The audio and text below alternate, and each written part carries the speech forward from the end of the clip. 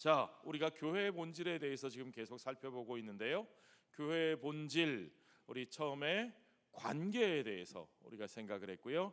그 다음에 믿음에 대해서 생각을 했고, 이번 세 번째 주제는 뭡니까? 하나됨, 하나됨이라고 하는 주제에 대해서 우리가 살펴보겠습니다. 로마서 3장 25절에 보니까 하나님께서 그의 피로써 믿음으로 말미암는 화목제물로 예수를 세우셨다 그랬습니다. 예수님은 화목제물, 여러분 화목제가 뭡니까? 화목을 위해서, 화해를 위해서 하나님 앞에 드리는 제사입니다. 이 화목제물은요, 하나님의 앞에만 드리지 않고 이 백성들이 다 같이 나눠 먹었어요. 화목을 위해서 드리는 제물이니까요. 화목제물은 남겨두면 안 돼요. 거기에 함께하는 백성들과 다 같이 나누어 먹는 제물이었어요. 그런데 로마서는 특별히 예수님을 하나님 앞에 드려진 제물 가운데서도 화목제물이라고 말씀하고 계셔요. 굉장히 중요한 겁니다. 하나 되게 하시기 위해서, 하나님과 우리들을 하나 되게 하시기 위해서 뿐만 아니라 우리가 하나님과 뿐만 아니라 이웃들과 하나됨을 이루게 하시기 위해서 하나님께서 예수 그리스도를 화목제물로 세우셨다는 겁니다. 자, 이와 같이 우리는 하나님께서 화해의 역사를 시작하셨다는 것을 우리가 알 수 있습니다. 우리의 삶 가운데 화해가 시작되는 것은 하나님의 참여로부터 시작되었다. 저는 그렇게 말씀을 드리고 싶습니다.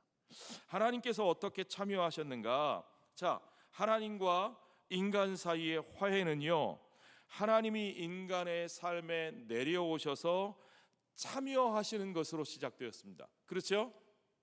하나님께서요, 저 하늘 높은 곳에서 너희들이 나와 화해하기 위해서 이리로 올라와라 그랬으면 어떻게 됐겠어요?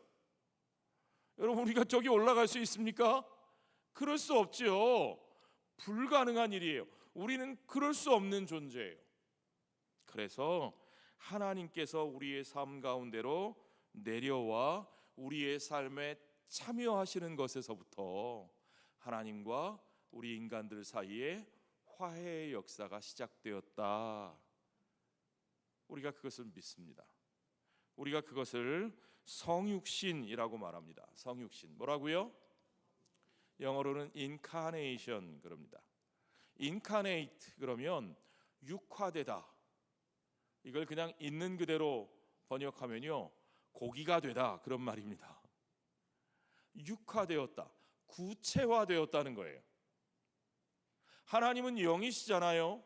하나님은 우리가 볼 수 없는, 눈으로 볼 수 없는 영이신 하나님이신데, 그 하나님이 육신이 되어서 이 땅에 우리 가운데에 오셨습니다. 그게 인카네이션이에요. 육화되심. 그래서 우리는 하나님의 육화되심, 그래서 거룩할 성자를 써서 성육신이라는 말을 사용합니다.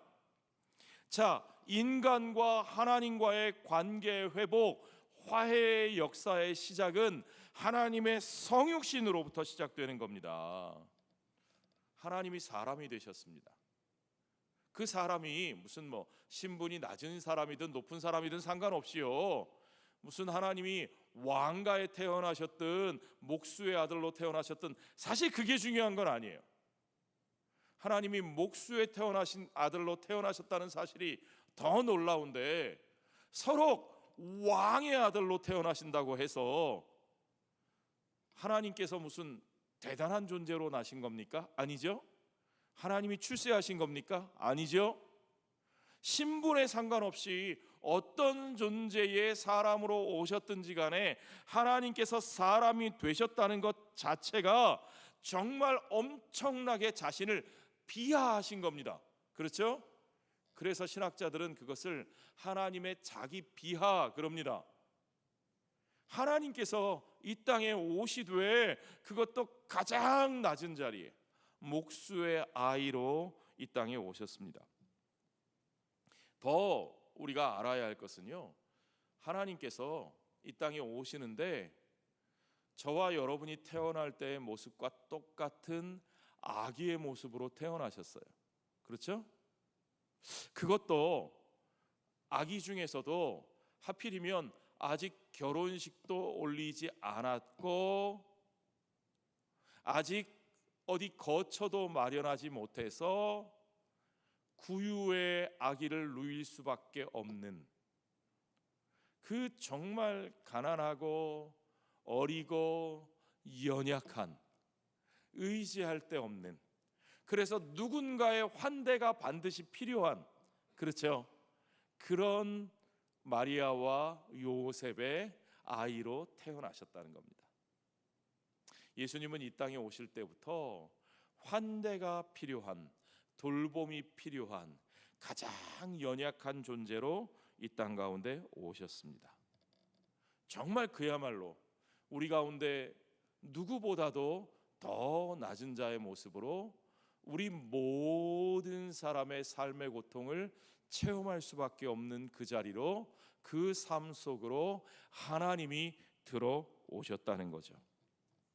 그것이 하나님이 우리의 삶에 참여하시는 모습입니다. 여러분, 그러니까요, 그 하나님께서 이 땅에 세우신 교회는요, 예수님의 그러하심처럼 처음부터 지금까지 한결같이 우리의 삶을 떠나 존재하는 것이 아닙니다. 교회는 삶을 떠나 존재할 수 없습니다. 물론 간혹 우리가 기도원도 가야 되죠. 물론 수도원도 필요할 수도 있겠습니다. 그러나 거기가 우리의 목적지가 아니에요. 가끔 우리가 기도할 시간을 얻기 위해서, 우리가 조용히 하나님을 만나기 위해서 어딘가로 떠나 있어야 할 필요도 있지만, 그러나 교회가 서야 할 자리는 세상을 떠난 곳이 아니고 삶을 벗어난 자리가 아니라는 것을 여러분 믿으시기 바랍니다. 하나님께서 세상 속으로 오셨어요. 하나님께서 우리의 삶 속으로 오셨어요. 교회는 한결같이 세상 한복판에서 고립과 은둔이 아니라 삶에 참여하는 방향으로 세워지고 존재하고 존재해야 한다는 것을 여러분 믿으시기 바랍니다. 그것이 교회의 본질입니다. 하나님께서는 하나됨을 통해서 그분의 화해를 완성하십니다. 하나 되게 하시는 역사를 통해서 그분의 화해의 역사를 완성하시는 분이십니다. 하나님의 참여로 화해의 역사가 시작되었습니다. 그리고 이제 하나님과 사람 사이의 화해는 어떻게 완성되는가, 무엇을 통해서 완성되는가? 요한복음 17장에 나오는 예수님의 대제사장적 기도가, 그 제자들을 위한 기도가 우리에게 그것을 아주 잘 가르쳐 줍니다. 요한복음 17장 11절 말씀 한번 보세요. 나는 세상에 더 있지 아니하오나, 주님은 세상을 이제 곧 떠나가실 겁니다. 그러나 그들은 세상에 있사옵고 주님의 제자들은 여전히 세상에 남아 있다는 거죠.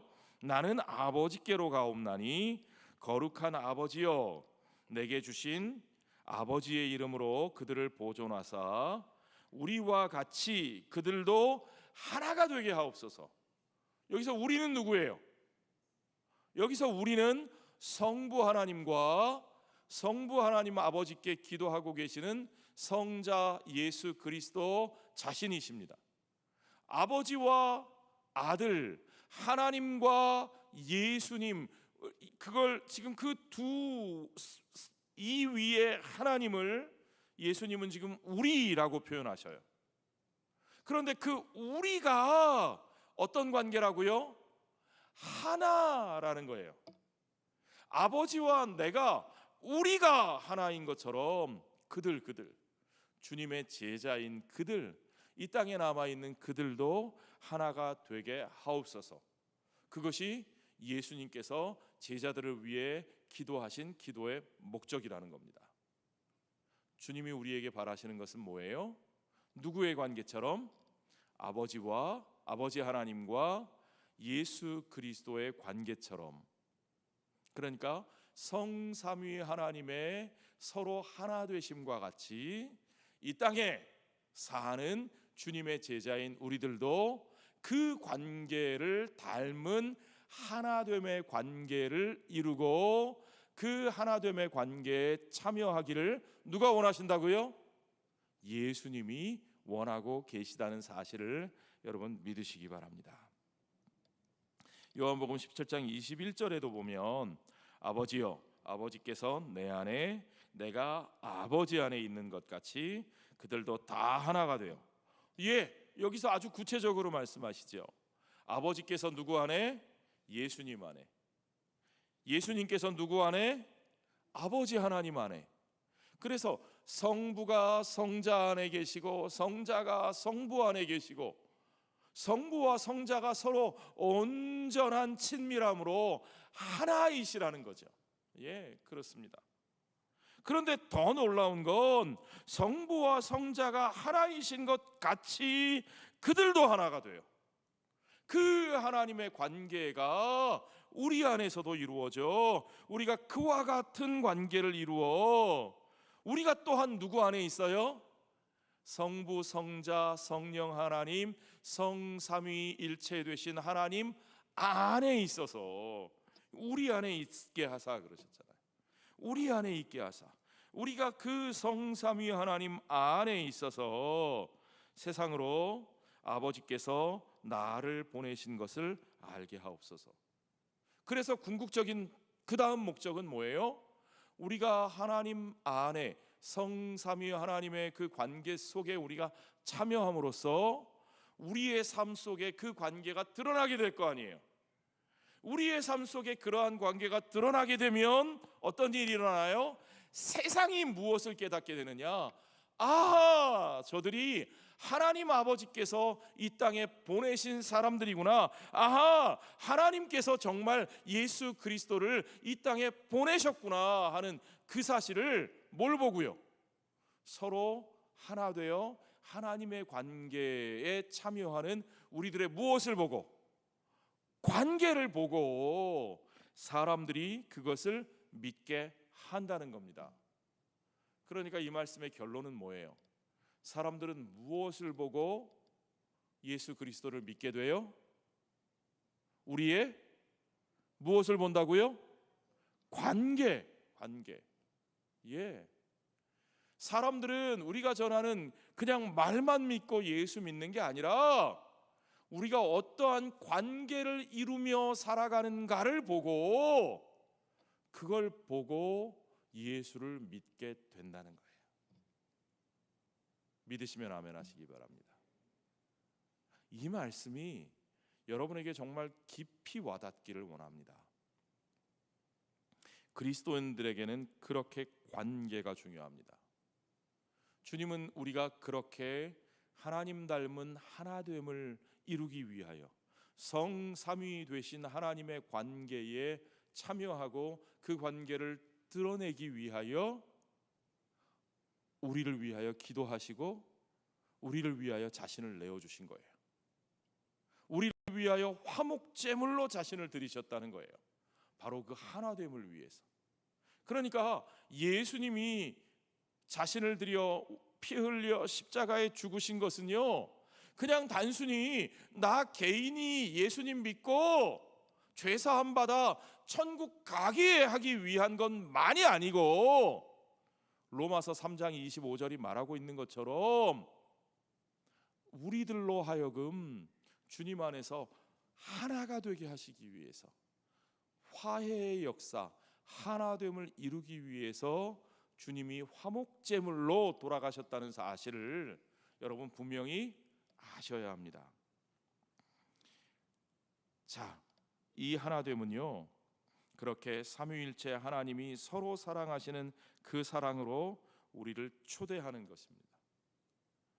예수 그리스도의 구원은 지난주에도 말씀드렸지만 그저 우리가 단순히 저 세상에서 천국으로 가는 것, 그것이 목적이 아니라 이 땅에 주님의 제자로 부르신 받은 우리들이 이 땅에서 하나님의 성삼위 하나님의 사랑의 관계를 이루며 드러내며 열매 맺으며 살게 하기 위한 것이라는 사실을 여러분 믿으시기 바랍니다.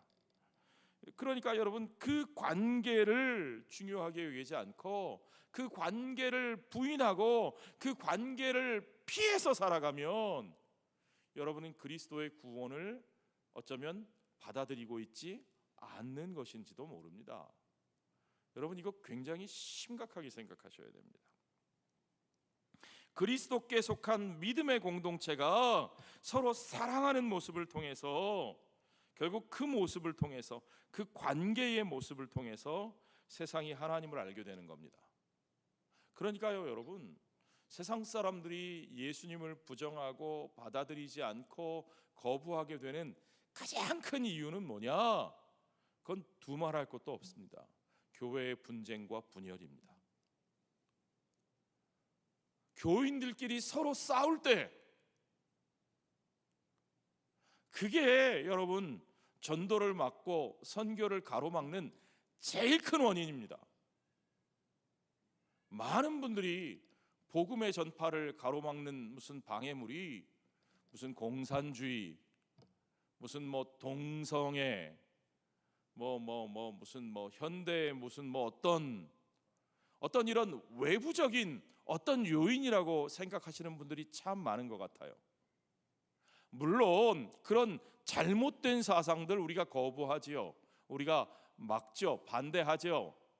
그러나 복음을 막는 건 교회 바깥에서 교회를 공격하는 것이 복음을 막는 게 아니에요. 세상 사람들이 거기에 귀를 기울여서 그것 때문에 교회를 미워하고 교회를 비판하는 게 아니에요.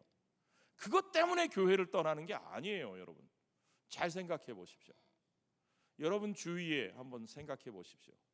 여러분 주위에 믿음을 떠나고 교회를 떠난 사람들이 공산주의 때문에 떠났는지, 동성애 때문에 떠났는지 한번 생각해 보십시오. 정말 그런가? 아니면 교인들 때문에 떠났는지. 뭐가 더 많아요? 제가 안 묻겠습니다. 우리 안에 하나 되지 못해서, 우리 안에서 하나님의 관계를 드러내지 않고 우리 안에서 미움과 증오와 정죄와 자기 이기주의와 자기중심주의와 권력 다툼과 그런 것들이 드러나니까 하나님의 모습을 드러내는 관계가 아니라 세상의 모습보다 더한 모습이 교회에서 드러나니까 사람들은 교회를 떠나는 거예요. 그러므로 여러분, 결국 관계가 선교를 만듭니다.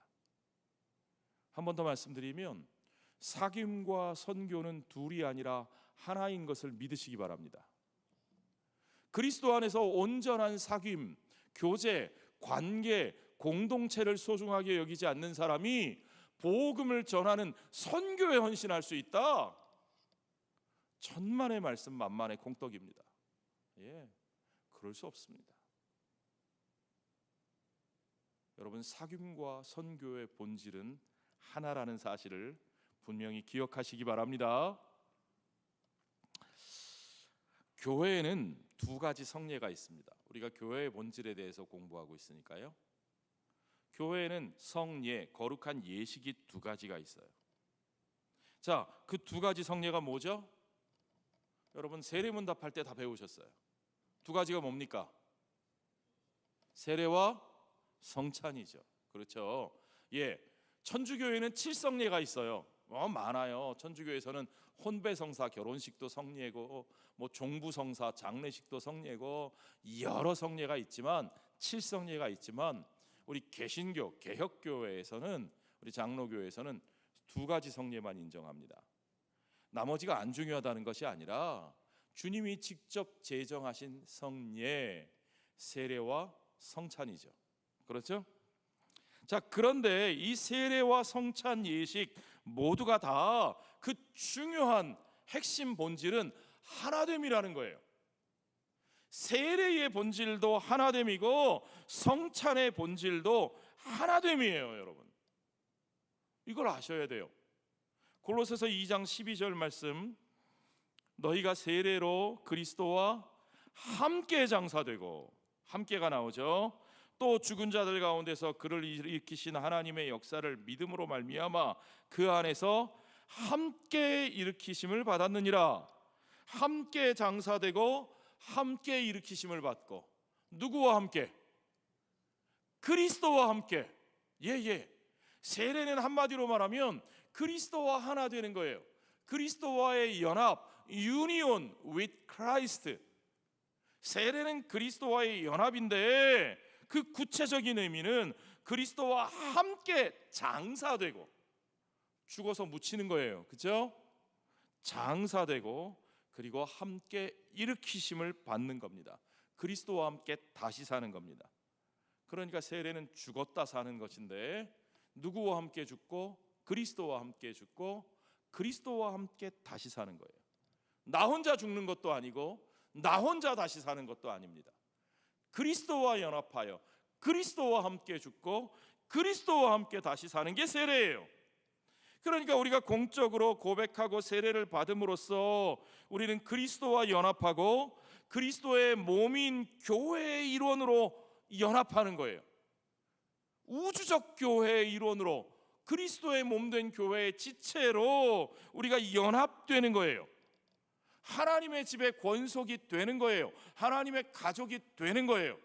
그러니까 세례는 그 자체로 그리스도와의 연합이고 하나됨이고, 우주적 교회, 보편적 교회, 그리스도의 몸, 하나님의 가족의 지체로 하나됨에, 그 연합에 참여하게 되는 거죠.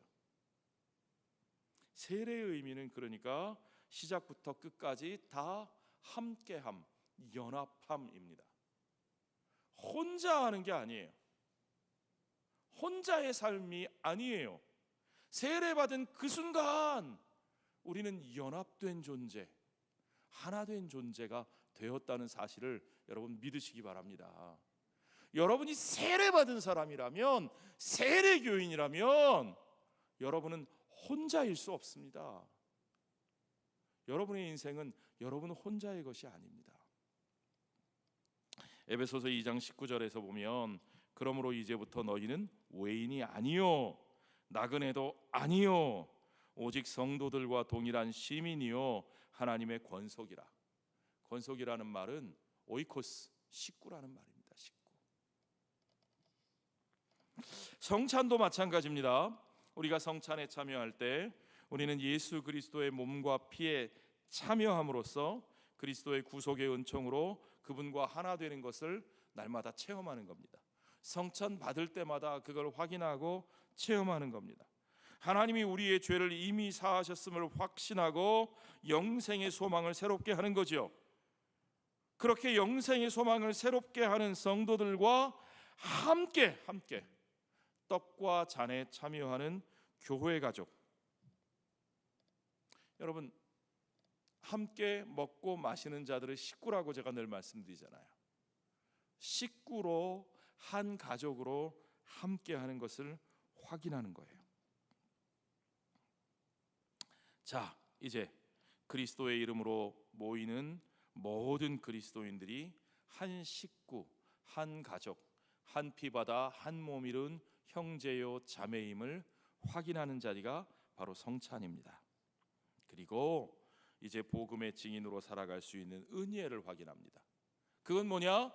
이 구원이 나의 공로와 나의 행위와 나의 조건으로 된 것이 아니고 주님이 살찌져 주시고 주님이 피 흘려 주신 은혜의 선물임을 눈으로, 입으로, 맛으로 확인하는 거죠.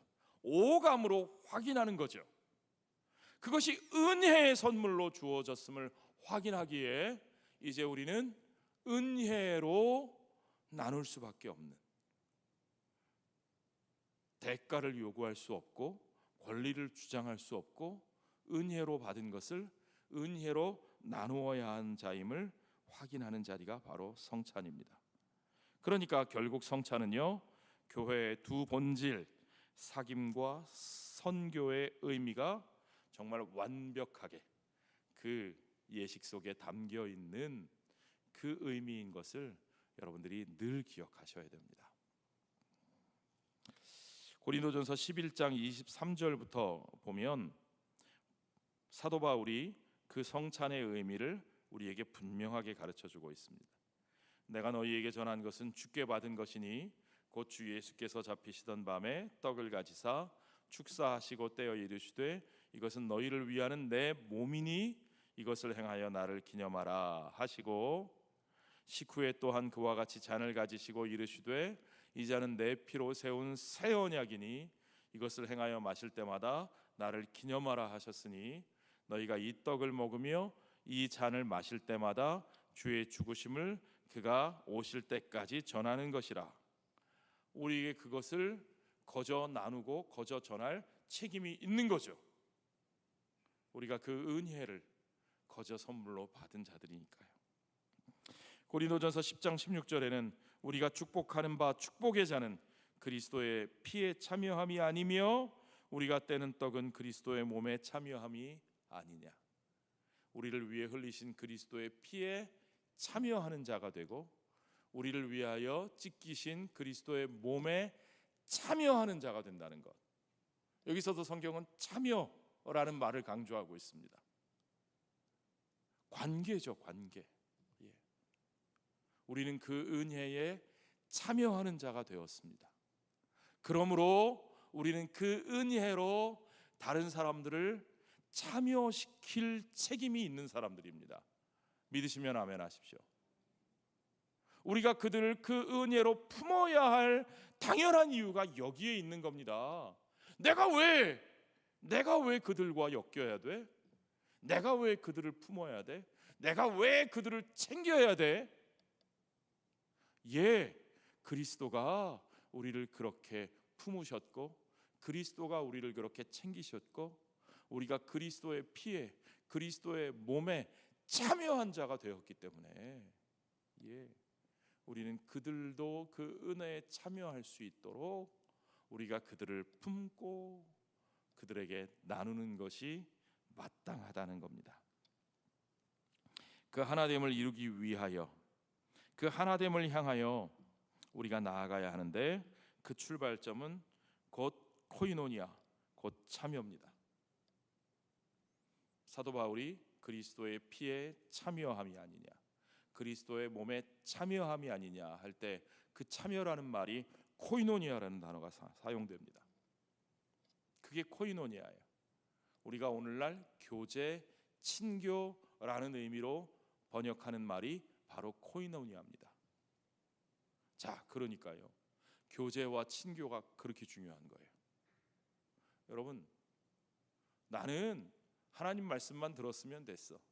나는 기도만 열심히 했으면 됐어. 나는 사람들 싫어. 나는 교회 피곤해. 나 귀찮게 하지 마세요. 싹. 아니요. 우리는 참여하도록 부르심을 받은 자입니다. 우리가 참여할 수 있도록 그리스도께서 그 모든 은혜를 행하셨다는 거예요. 그게 코이노니아예요. 교회에 참여하는 것은요, 그 코이노니아에 참여하는 것은 그리스도의 몸을 이루고 나아가서 우리가 그리스도의 몸으로서 세상 일에 참여하고 하나님이 세상에 참여하셨으니까요. 그렇죠? 세상 일에 참여하면서 세상을 통해서 하나님이 이루어가기 원하시는 하나님의 사역, 하나님의 사명, 그게 하나님의 미션이잖아요. 미션, 그게 선교예요. The mission of God, 미시오 데이, 하나님의 선교, 하나님의 사역에 동참하는 겁니다. 그 참여를 통해서요. 그러니까 여러분, 우리가 세상의 일에 참여하는 것, 여러분이 한 사람의 시민으로서 시민적인 삶에 참여하는 것, 여러분이 한 사람의 이웃으로서 여러분의 이웃들과의 관계에 참여하는 것, 여러분이 직장에서 일하는 것, 여러분이 사회에 나가서 투표 하나 하는 것, 여러분이 사람들과 교제하고 그 사람에게 관심을 갖고 그들과 관계 맺는 모든 일들, 이 세상에서 여러분들이 이 세상을 위해서 땀 흘리고 수고하고 애쓰는 그 모든 일들이 사실은요, 하나님의 사역에 참여하는 것일 수 있다는 사실을 여러분 믿으시기 바랍니다. 그러니까 선교는요, 꼭 선교사님들만 하는 게 아니에요. 선교는요, 선교지에만 가서 하는 게 아니에요. 여러분의 삶의 자리에서 세상 일에 참여하며 하나님의 사역에 우리가 동참할 수 있어야 되는 거죠. 자, 그 참여의 구체적인 방법, 교회를 통한 하나님의 사역. 여러분들의 삶에서 다양한 참여의 방법이 있지만 특별히 교회를 통해서, 그리스도의 몸인 교회를 통해서 우리가 참여할 수 있는 구체적인 방법은 세 가지 정도로 정리해 볼 수 있습니다. 그 세 가지가 뭘까요? 첫째는 보여주세요. 지역교회에 소속되는 것. 이게 출발점이에요.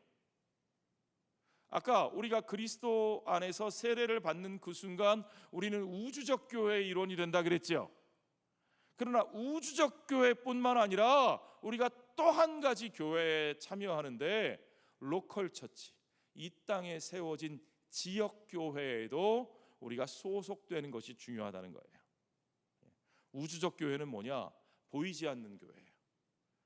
보이지 않아요. 우주적 교회는 온 땅 위에, 온 세상에 존재하는, 하늘과 땅에 존재하는 모든 하나님의 백성들, 그리스도를 믿는 성도들의 총합이 보편적 교회죠. 보이지 않는. 우리는 그 보이지 않는 교회가 누가 속했는지, 누가 속하지 않았는지 몰라요. 알 수가 없어요. 그러나 일단 우리가 그 보편적 교회에 속하기 위해서, 우리가 그리스도의 몸된 사역을 이 땅에서 감당하기 위해서는 지상에 있는 보이는 교회에 속할 필요가 있는 거예요. 그래서 하나님은 이 땅에 지상 교회를 세워 주셨어요. 지상 교회가 부족한 게 많죠. 결점도 많죠. 우리에게 상처도 주지요. 우리를 실망시키기도 하지요. 그러나 완벽한 교회가 없을지라도 우주적 교회가 완성되는 그날까지 하나님께서, 성령께서 이 지상의 교회를 세우셨고 그 교회를 통해서 역사하시는 것을 여러분 믿으시기 바랍니다. 이 지역교회에 소속되기를 거부하면 우리가 하나님의 백성으로 성장할 수 없어요. 우리에게 주신 사명을 감당할 수가 없어요. 그러니까 지역교회가 잘못되고 문제가 있을 때는 그 교회를 바로잡고 고치려고 애쓰셔야지 교회를 떠나면 안 된다는 겁니다. 무슨 말인지 아시겠어요? 이 교회가 누구의 교회입니까? 우리나라 사람들의 아주 안 좋은 그 속담이 있는데, 절이 싫으면 누가 떠난다? 주인이 떠난다. 그 말은 절에서는 맞아요. 절에서는. 왜? 절에는 주인이 있어요. 여러분 그거 아세요? 절간에 주인이 있는 거? 절간에는 주인이 있어요. 정말로. 예. 저는 이렇게 앉아서 이렇게 목탁 두드리고 계신 연불하시는 주지스님이 다 주인인 줄 알았는데 아니에요. 그 절을 세운 주인이 있더라고요. 그래가지고 거기 그 연보하면요, 그 스님들한테도 드리고 그 다음에 그 주인이 가져가요. 그 절에다 일르지 마세요. 제가 이런 소리 했다고. 예. 절의 주인이 있어요. 그런데 여러분 교회의 주인이 있습니까? 목사가 교회의 주인입니까? 아니죠. 아닌 거 아시죠? 예. 그거 아셔야 돼요. 장로님들이 교회의 주인입니까? 아니죠. 목회자와 장로님들은 하나님께서 교회의 사역과 말씀 사역과 치리를 위해서 세우신 하나님의 도구일 뿐이에요. 그렇죠? 이 교회의 주인은 누굽니까? 이 교회의 머리가 누구십니까? 예수 그리스도시지요. 예, 그렇습니다. 우리는 그거 압니다. 예수 그리스도가 주인 되신 이 교회에, 그 교회에 소속된 우리 성도들은 교회가 잘못되면 교회를 바로잡고 바로 세우기 위해 써야지. 아이고 목사님이 저러니까, 장로님이 저러니까 나는 떠나는 거지 뭐. 절이 싫으면 중이 떠나야지. 아니라니까요. 그게 아니라니까요. 지역교회에 소속되기를 두려워하지 마십시오. 지역교회의 소속을 가벼이 여기지 마십시오. 오늘날 성도들이 지역교회의 멤버십을 너무 가볍게 생각합니다. 심지어는 그냥 내 상황에 따라 나한테 맞는 교회 편하게 찾아다니면 되지 하고 교회 쇼핑 다니는 것을 너무 당연하게 생각합니다. 그러니까 이 교회 섬기다가 저 교회 가는데, 다른 교회로 옮겨가는데, 예전에는 임명증서 때 갔어요. 그렇죠? 예전에는 교회 직분자들이, 성도들이 교회를 옮기려면요, 이사 가서 교회 멀어서 옮기려면 임명증서 때 갔어요. 요즘 임명증서 떼달리는 사람도 없어요. 그냥 아무 데나 가면 무조건 다 아이고 잘 오셨습니다 하니까요. 그러나 여러분이 어느 지역 교회에 속한 사람이다라는 것은 너무너무 중요한 출발점입니다. 그것을 소중히 여기시기 바랍니다. 그리고 여러분, 소그룹을 통한 사귐이야말로 여러분이 지역교회에 참여하는 가장 중요한 방식입니다. 여러분이 하나님의 사역에 동참하는 가장 중요한 방식은 여러분에게 맡겨지신 소그룹, 목장, 그 교제에 참여하는 겁니다. 여기서 한번 여쭙겠습니다. 여기 중직 피택 받으신 분 중에 솔직히 한번 얘기해 봅시다. 목장에 참여하고 있지 않은 분 한번 손 들어보세요. 아무도 손을 안 드시니까 감사합니다. 네. 혹시 부끄러워서 손을 못 드셨으면 저한테 나중에 조용히 말씀해 주세요. 예. 여러분, 우리 교회 중직자는, 중직자 아니라도 우리 교회 모든 재직들은 반드시 소그룹에 참여하셔야 됩니다. 소그룹 교제에 참여하지 않고 교회를 섬길 수 없습니다. 정말로요. 목장이야말로 여러분이 하나님께로부터 받은 은혜를 나눌 수 있는 가장 중요한 자리입니다. 거기서부터 시작하셔야 됩니다. 거기가 가장 중요합니다. 우리 교회 성도가 1000명이 되고 10,000명이 되고 혹 10만 명이 돼도 여러분에게 가장 중요한 섬김의 자리는 여러분의 목장입니다. 목장 식구들입니다.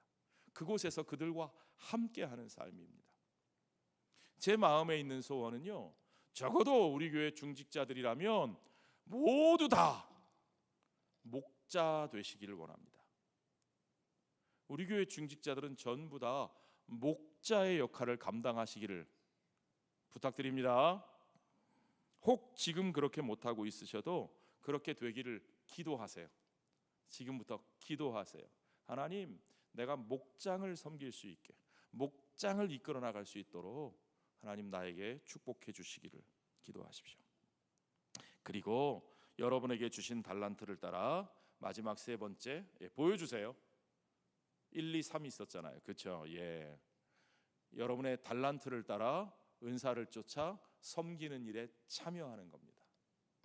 재직으로서 제일 중요한 건 그겁니다. 모든 교회 일에 감나라 되추나라 할 수 없어요. 교회가 그렇게 작은 조직이 아니고 교회에는 질서가 있습니다. 그렇죠? 당회가 있고 각 위원회가 있고 각각의 역할들이 있습니다.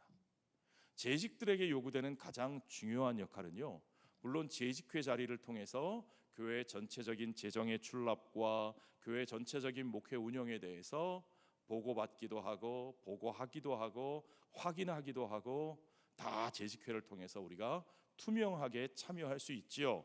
그러나 중요한 건 재직들이 각각의 은사를 따라 섬기는 자리에 속하고 자기가 섬기는 자리에서 그곳에서 자신들의 의견을 모아서 함께 사역을 감당해가는 역할을 하는 것, 그게 중요한 거예요. 그게 중요한 거예요. 당회의 지도와 치리를 따라. 그렇죠? 그게 장로교회 시스템이에요. 그리고 그 자리에서 성도들의 인정을 받고 하나님께서 세우시면 교회의 전체적인 목회와 치리에 동참하는 장로로 세워지기도 하는 거죠. 모든 사람이 그럴 수는 없어요. 그렇죠? 교회의 질서를 따라 과정을 따라 하나님께서 주시는 역할이 다른 겁니다. 그게 장로교회가 가진 민주적 절차예요. 중요한 것은 여러분이 은사를 따라 섬기는 그 자리에서 여러분의 역할을 감당해 주시는 겁니다. 그게 재직들의 역할이에요. 마지막으로 우리의 삶의 가장 중요한 것은 서로 돕고 의지하는 삶이어야 됩니다. 인간은요, 어떤 사람들이 그래요. 의존적인 존재로 태어나서 독립 존재가 독립적으로 되어간다 그래요. 인간의 성장이란 의존적인 존재로 태어나서 독립적인 존재가 되어가는 과정이다, 자립의 과정이다. 심리학자들이 그렇게 말을 하더라고요. 근데 저는 그것이 다가 아니라고 봅니다. 거기서 끝나지 않아요. 인간이 완전한 의미에서 독립될 수 있다? 그럴 수 없습니다. 그 착각입니다. 그럴 수 있다고 말하는 사람 거짓말이에요. 인간은 독립할 수 없어요. 오히려요, 우리는 언제나 다른 사람들의 선의와 호의와 용납과 용서에 의지해서 살아간다는 것을 성숙할수록 깨닫게 돼요. 여러분, 연세 드시고 인생에 대해서 알아갈수록 뭘 느껴요? 혼자 살 수 없다는 걸 느끼게 되죠. 그렇죠? 내가 혼자 할 수 없다는 걸 느끼게 돼요. 그래서 결국 우리는 상호 의존의 관계를 받아들이고 그것을 존중하게 됩니다. 그러니까 처음에 인간은 의존적인 존재, dependence, 의존적인 존재로 태어나서 independence, 독립적인 존재로의 삶을 추구하며 성장해 가지만 결국 그 성숙한 인간이 다다르는 자리는 완전한 독립이 아니라 interdependence, 상호 의존성을 받아들이고 배워가는 과정이라는 거예요. 굉장히 중요한 과정입니다, 여러분. 진정한 성숙이란 누구에게도 도움받지 않고 내 혼자 내가 자립하는 그런 상태가 아니고요. 성숙한 사람은 그러니까 누군가에게 어깨를 빌려줄 만큼 넉넉하고 자신이 힘들 때 또 자기도 누군가에게 기댈 수 있을 만큼 겸손한 사람인 겁니다. 이게 중요해요. 그게 인터디펜던스예요. 하나님은 교회를 통해서 그런 삶을 우리에게 훈련시킵니다. 서로 돕고 의지하는 삶이요. 그래서 우리에게 목장이 소중한 거고, 그래서 우리가 함께 재직으로서 섬기는 게 중요한 거고, 그래서 당회에서도 나 혼자가 아니라 우리가 함께 서로 역할을 나누어 존중하는 게 중요한 거예요. 우리 한 사람 한 사람은 다 죄인입니다. 그렇죠? 여러분 한 사람 한 사람을 누가 나를 저분 성자야 그러면 여러분들 그래요, 저 성자예요 그러시겠어요? 나는 성자다 한번 손 들어보세요. 나는 성인이다. 저도 손 못 들어요. 말도 안 되죠. 내가 무슨 성자예요? 내가 얼마나 죄인인데, 내가 얼마나 부족한 인간인데. 그런데 그런 부족한 죄인인 우리들이 함께 모였을 때 하나님이 우리를 향해서 뭐라 그러셨느냐? The saints, 뭐죠? 성도라, 거룩한 무리라. 그러니까요, 우리 각자는 절대로 성자일 수 없는데 하나님은 놀랍게도 우리가 함께 모였을 때 우리를 성도라고, 거룩한 무리라고 불러주시는 것을 여러분 믿으십시오. 그렇습니다. 우리는 그렇게 함께 모여 거룩한 부르심에 응답하며 거룩한 무리로 함께 세워져 가는 겁니다. 여러분 그 삶을 사모하시겠습니까? 그 공동체를 사모하시겠습니까? 예, 우리가 함께 그런 성도의 공동체로 함께 나아가기를 소원합니다.